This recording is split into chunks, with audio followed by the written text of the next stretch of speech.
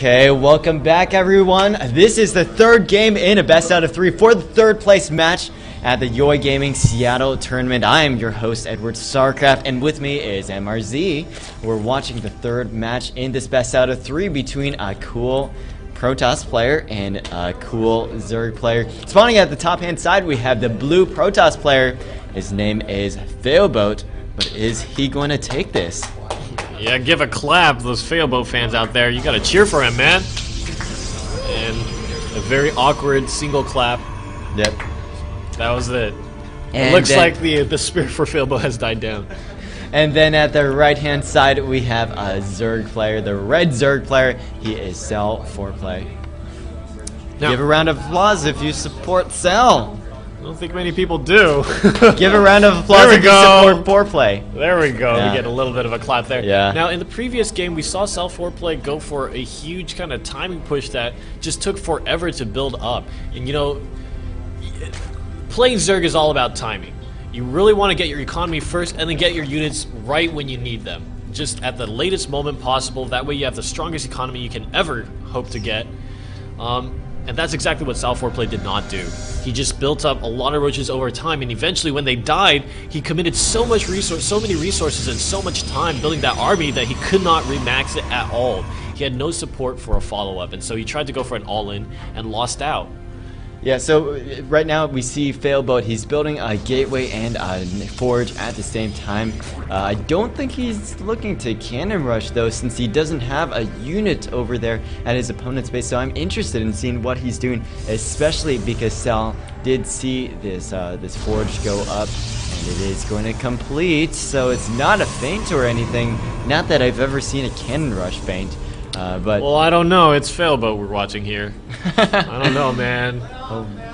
Well, at the same time, Sal is getting a base up, and he is scouting around to make sure that there is no cannon warping in his base. And Failboat, he's actually building a cannon at his main base. Now, why would you build a cannon at your main base? He's trying to cannon rush the Overlord. I'm calling it. Okay. This Overlord is running. This Overlord is running. The cannon won't finish in time. Oh goodness, what a waste of minerals. Yeah. Regardless, you know, maybe he can use that to defend his base. But this is really curious positioning by Failboat here. Perhaps going to go for a Zealot +1 timing. I mean, that's all I can think of, because usually when you put your forge down early, you want to go for the expansion. Still not getting a cannon though. Yeah. I mean, that's not part of. That's way too early to get a Zealot. Oh, he got a second cannon. Mm-hmm. That's a bit weird. I don't know, man. This smells cheesy. I've never. Uh-oh. Smells cheesy. Mothership rush. Your mothership rush. Ha ha ha ha ha. Good. Now that I got that out of my system, I can go back to being a nerd. Yeah. Well, by the way, this is not a complete wall-in, so Failboat still needs to have a Zealot over here to protect from Zergling run-bys but with these cannons, it's going to be hard for any Zerglings to run by. So I'm really curious of what Failboat is up to, and he's placing a pylon over here, usually a place where Protoss players may high-tech, but the thing is, there is an Overlord over here, and without any Stalkers out soon, and even with like a Stalker or two, you'd still be able to see what tech is over here. So I'm really unsure what Failboat is doing. He's cutting Harvester production. He has double gas. The theme of this tournament, by the way, cutting Harvesters. Yep. That's like the Fun Day Monday. Hey guys, you know, today's Fun Day Monday is to just cut Harvesters. To build few. It's just to play really poorly mechanic wise. And here's the Sentry tickling the Overlord to death. The Overlord is trying its best to scout into the base, and it will see a grand total of nothing. Well, I mean, it does see the double gas, so that's pretty good information. I still don't see anything. Well, yeah, I mean, it's hard to extrapolate what Failboat is doing at 4-gate. He's doing a Forge Cannon 4-gate. He has the craziest all-ins I have ever seen. It's a very safe 4-gate. You know, it just makes sure that the timing before your warp gates are up. Yeah. If they go for like 6 pull, right? Yeah. Because that could still happen right now. Oh, here's a 6 pull. Oh, wait. Never mind. Not.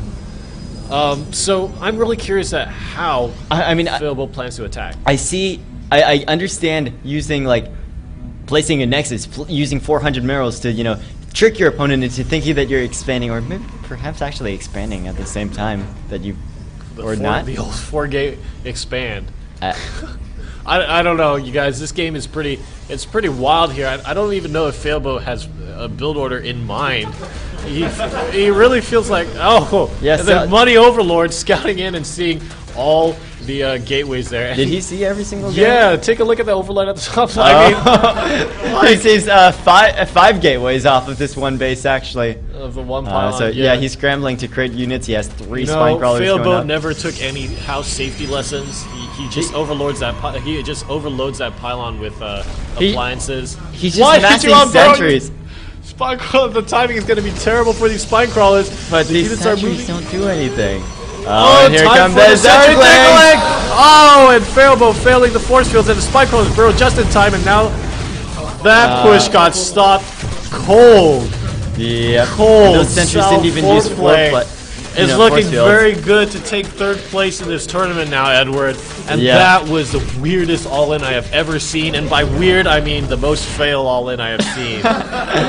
Oh, yeah, definitely. I mean, 5 gateways, none of them ever. Well, that didn't work out. You know, it's weird because that statement wasn't very fail from Failboat. It was actually really true. Yeah, you know, I think if he said, well, that failed. That failed. That might have worked better. Yeah. That might have worked better, but of course we can't really. Oh, and the Zealot is the lone Zealot. That's the 300 Zealot. Yeah. That guy is a Spartan. Yep. He's defending strong. He's holding strong. I know. I could see him doing that. And now Failboat going for the next all-in. He says, that didn't work. I'm going to get a Stargate. He has a Stargate somewhere. He does? He does. There it is. Stargate Void Ray. Wait, but you know, he needs to do this right. He needs to get the Twilight Council now so he can start getting DTs. To kill one of his cannons, by the way. With a probe. Because you know, this wall off is working really well for blocking his zealots from getting at his cannons. But this is actually, speaking seriously for a moment here, this could actually be really dangerous. If the Void Rays get into a high amount, you know, the Zerg player doesn't have a lot of queens, and he's going for that Roach Warren, and that could do a lot of damage to SalForeplay. Now, I like how he's getting a 3rd hatch. He's going to be able to get a lot of units out and just force his way through the front of Failboat's base, so that's going to be going well for him, but you can see already with the Chrono Boost on the Void Rays, he's going to have a lot very quickly.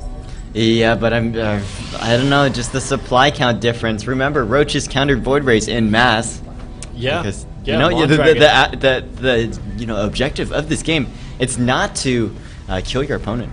It's to kill their buildings, and you know, if I'm pretty sure Zerglings can take down buildings faster than Void Rays. Like especially with the advent of the internet, it's going to be pretty hard to like fly over to where your opponent's living and kill him. That's going to be pretty difficult. But it looks like SalForeplay is just going to go for a big Zergling push here, and the 2 Zealots, you know, they are Spartans, but Spartans died too. Yeah. And there they fall, and good cancel on the expansion. I mean, remember the Battle of Thermopylae, it was at a choke point. It wasn't in a wide open field. That is true. Yeah, it was at a small ramp. This is an exact replication of 300. Yep.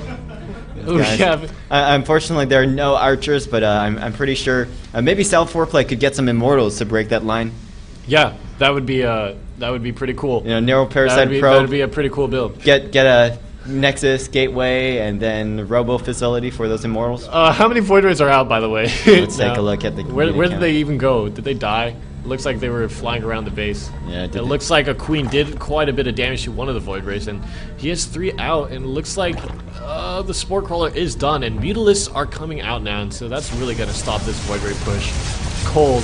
And all of a sudden, with those 3 hatches, a lot of Queens. No. 2 health remaining on that Void Ray. I think that was. SalForeplay takes prisoners. He doesn't kill things. No. He's a peaceful man. He just hurts you really badly. And that shield just regenerates so quickly. I mean, 15 shield already back on that Void Ray. Oh my god. Yeah. Did you realize that the shields regen that quickly? Yeah, shields are really fast at regenning.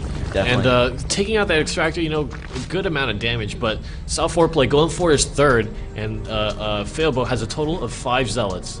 I mean, literally, if SalForeplay boxed everything and attacked, he would run Failboat over. Well, Failboat looks like he's going for an expansion yet again. Not sure how well this is going to work. Yeah, the Mutalisks coming in. Just do so much damage. Good and there game. is a GG from Failboat. Failboat goes down in a convincing fashion. Last time I checked, Gateway Forge Cyber 5-gate Stargate on one base didn't really work that well. Yeah, we'll give a round of applause to Sal. He is now the third place winner here today, winning $150 at the Yoi Gaming Seattle StarCraft Tournament. Again, a shout out to the Informatics School Undergraduate Association for allowing us to use this space here today.